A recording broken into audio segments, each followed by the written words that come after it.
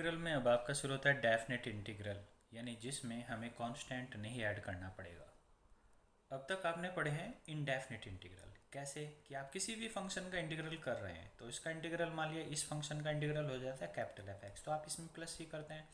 तो जैसे आप प्लस सी करते हैं, सी क्या है? कांस्टेंट है, यानी आप इसकी वैल्यू कुछ भी ले सकते थे यहाँ पे। जैसे कि सी कांस्टेंट की वैल्यू आप 1 भी ले सकते हैं, 2 भी। तो इसलिए ये फंक्शन आपका डेफिनेट नहीं हुआ, इट्स डिपेंड ऑन सी, यानी ये तो सी के ऊपर डिपेंड कर रहा है। आप सी की वैल्यू जैसे लेंगे तो ये फंक्शन चेंज हो जाएगा। अब आपका इंटीग्रल होगा डेफिनेट इंटीग्रल। डेफिनेट इंटीग्रल का मतलब है इस सी कांस्टेंट को ऐड करने की ज़रूरत नहीं है। इसके लिए कंडीशन यहाँ पे दी गई है कि ए से बी यहाँ एक लिमिट दी जाएगी, ए से बी। इस लिमिट की वजह से जो इधर का फंक्शन आपका आएगा वो एक डेफिनेट इंटीग्रल आएगा, यानी उसे हम चेंज नहीं कर सकते। यानी अब आपको इस टाइप का इंटीग्रल पढ़ना पड़ेगा कि integral limit A to B F x T X. इस टाइप के इंटीग्रल को सोल्व करने के दो मेथड हैं यहाँ पे। एक होगा योगफल की सीमा के रूप में निश्चित समाकलन, और दूसरा इस टाइप के इंटीग्रल का एक मेथड दिया जाएगा, वो आपका दूसरी एक्सरसाइज में होगा।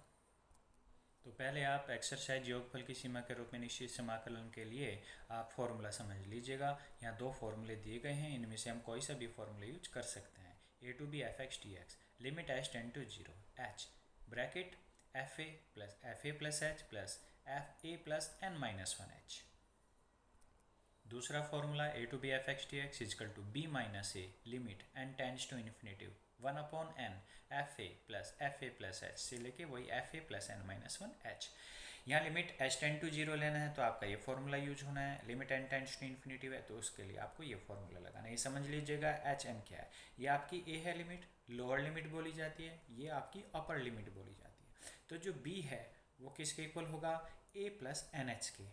ठीक है, बी की value A plus N H, B equal to A plus N H में आप एच की वैल्यू निकालेंगे तो आ जाएगी B minus A upon N.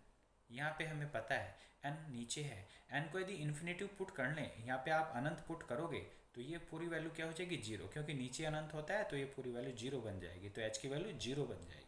ये हमने समझा है कि H tends to zero, H की वैल्यू जीरो बन जाती है कब? जब एन इन्फिनेटिव बन जाता है। और यहाँ पे मैंने लिख भी दिया है कि B equal to A plus N H लेंगे तो तभी आपका एच की value B minus A upon N आ जाएगी। इस 7.8 एक्सरसाइज से केवल एक क्वेश्चन से आपको यहाँ उदाहरण के लिए समझाया गया। तो एग्जाम्पल 2, लिमिट है 0 to 5x plus 1 into d x. A की वैल्यू कितनी है? 0, और बी की वैल्यू कितनी है? 5, और बी ही किसके इक्वल है? ए प्लस एन एच के, तो ए प्लस एन एच की वैल्यू कितनी होगी? 5। यहाँ से आप ए की वैल्यू यहाँ 0 पुट कर दीजिएगा तो एन एच की वैल्यू होगी 5, एन एच इजिकल टू 5। और यहाँ फंक्शन एफ एक्स आपका क्या दिया है? X plus 1। फॉर्मूला आप यूज करेंगे a to B F x T x. ये फॉर्मूला लिखा पहले आपने, एच का formula a to B F x T x is equal to limit H tend to zero f a plus h से लेके f a plus n minus one h. दोनों तरफ value put कर दीजिएगा। ए की वैल्यू 0, बी की value आपने 5 put कर दी। फंक्शन एफ एक्स आपका x plus 1 into d x है, limit H tend to zero. अब ये एफ ए की वैल्यू आपकी आएगी 1, क्यों?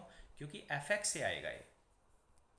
यहाँ जो एफ ए पुट करेंगे, ए की वैल्यू क्या है? 0, तो एफ 0 हो गया। एफ 0 आप एफ एक्स से निकालोगे, एक्स को 0 पुट करो, इधर भी एक्स को 0, तो एफ 0 की वैल्यू 1 हो गई। तो यहाँ एफ ए जो एफ 0 बनता है ए की वैल्यू रखने से वो आपकी 1 वैल्यू आ गई। प्लस है एफ ए प्लस एच, ए की वैल्यू कितनी है? 0, तो क्या रह गया आपका? एच रह गया, एफ एच। एफ एच की वैल्यू फिर एफ एक्स से लेंगे, एक्स की जगह एच रखेंगे, तो इधर भी एक्स की जगह एच रखेंगे, तो एफ एच की वैल्यू एच प्लस 1। तो इससे अगली इसकी वैल्यू क्या आएगी? H plus 1। इससे नेक्स्ट वैल्यू आएगी 2h प्लस 1। इससे सबसे लास्ट की वैल्यू आएगी n minus 1 into H plus 1। इसे आप सिंप्लीफाई कर रहे हैं, limit H tend to zero. अब ये 1 है, यहाँ पे भी 1 प्लस है, यहाँ पे भी 1 प्लस है, तो ये कितने ब्रैकेट्स हैं? यहाँ से ये 1 ब्रैकेट है, 2 ब्रैकेट है, 3 ब्रैकेट है, यानी h की मल्टीप्लाई में 2 है तो आपका ये तीसरा ब्रैकेट है। h की मल्टीप्लाई में 1 है तो दूसरा ब्रैकेट है, यानी जो भी h की मल्टीप्लाई में उससे एक ज़्यादा ब्रैकेट संख्या है। h की मल्टीप्लाई में n माइनस 1 है तो यानी ये कौन सा ब्रैकेट है? ये nवा ब्रैकेट है, यानी यहाँ से लेके यहाँ तक n ब्रैकेट हो गए, और हर एक में आपका 1 1 1 प्लस हो रहा है। तो कितनी 1 को आप n बार प्लस करोगे तो इसलिए संख्या आ गई n। प्लस जितने भी बचे हुए ब्रैकेट्स हैं उसमें से h कॉमन ले लिया, तो एक ब्रैकेट में बचेगा 1 प्लस 2 प्लस 3 से लेकर लास्ट में n minus 1। Limit h tend to zero, h multiply में ये n है, प्लस एच आपका बाहर है। अब 1 से लेके n-1 तक आ गई, यदि आप प्लस लेंगे समांतर श्रेणी के n-1 पदों का योग करेंगे, तो ये फॉर्मूला आपको पहले पिछली क्लास में बता रखा है। तो यहाँ से आपको मिलेगा h इंटू, यहाँ से इसका योग होगा n(n-1)/2, limit h tend to 0। अब आपने क्या किया, इसे आप सिंप्लीफाई करेंगे यहाँ से। अब इस h को आप अंदर मल्टीप्लाई करेंगे इसमें, तो ये हो जाएगा NH, और इस h को यहाँ मल्टीप्लाई करेंगे तो एक h तो बाहर है। हाँ, इस h को आप क्या करेंगे, ये h तो n की मल्टीप्लाई में तो NH हो गया, और एक h जो बाहर से आएगा उसके आप अंदर ब्रैकेट में मल्टीप्लाई करेंगे, हो जाएगा NH minus H upon 2, limit h tend to 0।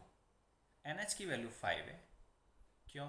क्योंकि a प्लस NH कितना होता है, a प्लस NH होता है आपका b, और b की वैल्यू कितनी है 5, और यहाँ पे a की वैल्यू 0 है तो NH की वैल्यू 5, तो जहाँ भी NH है वहाँ 5 पुट कर दीजिएगा। लिमिट h टेंड टू 0, यहाँ पे 5 प्लस यहाँ पे 5, यहाँ पे 5 माइनस h अपॉन 2, और h टेंड टू क्या है 0। अब h को यहाँ 0 पुट कर दीजिएगा तो हो जाएगा 5 plus 5 into 5 upon 2, 5 plus 25 upon 2, और इन दोनों को प्लस करेंगे तो आंसर आ जाएगा 35 अपॉन 2।